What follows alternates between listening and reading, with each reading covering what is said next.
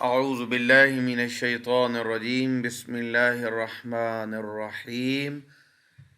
محبت کے ساتھ اپنے پیارے آقا حضرت محمد مصطفیٰ صلی اللہ علیہ وسلم پر درود شریف کا نذرانہ پیش فرمائیں۔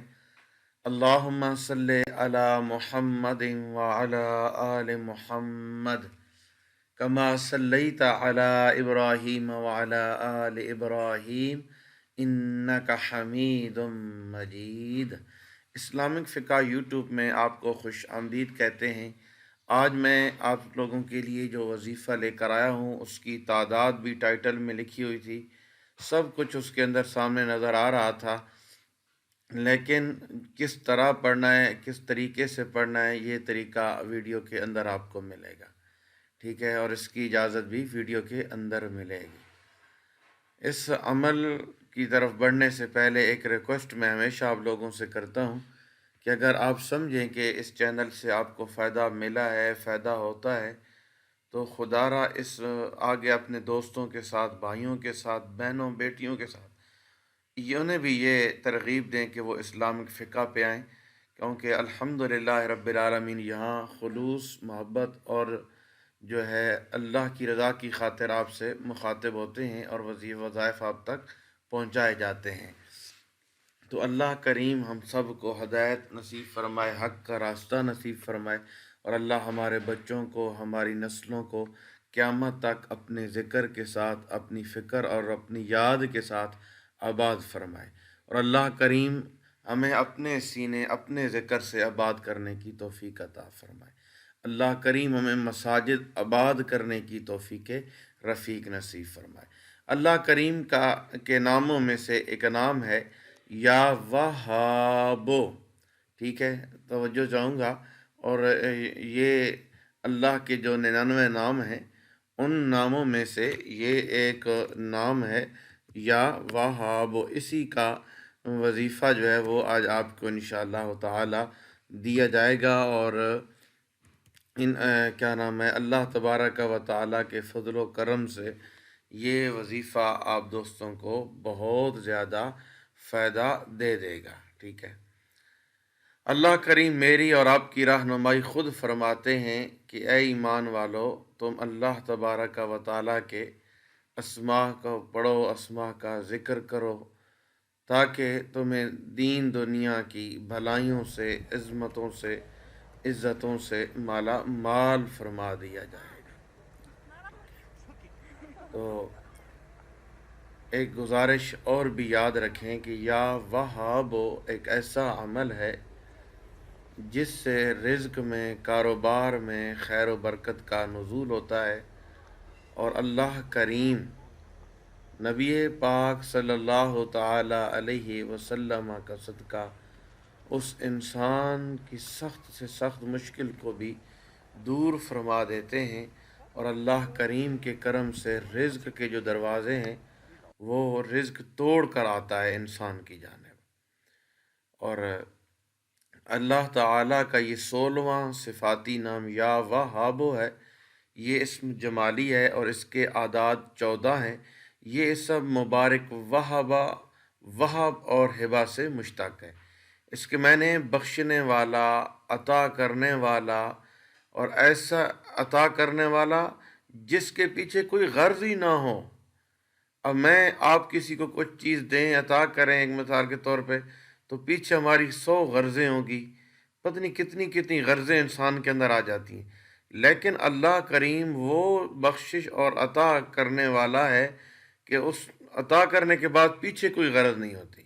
اللہ تعالیٰ اپنے بندوں کو بغیر کسی غرض سے عطا کرتا ہے، تو اس لیے صرف وہی حقیقتاً یا وہاب کہلانے کا حقدار ہے، ٹھیک ہے۔ اس اسم مبارک سے متصف ہونے کی صورت یہ ہے کہ اپنی جان و مال کو بندہ خدا کی رضا حاصل کرنے کے لیے بے درے خرچ کرے، اور بغیر کسی مفاد اور لالچ کے اللہ تعالیٰ کے بندوں کی مدد کرے۔ تو جو شخص جب ایسے کرتا ہے تو حقیقتاً میں اللہ تبارک و تعالیٰ اسے بہت دین دنیا کی عزتوں، عظمتوں سے مالا مال فرما دیتے ہیں۔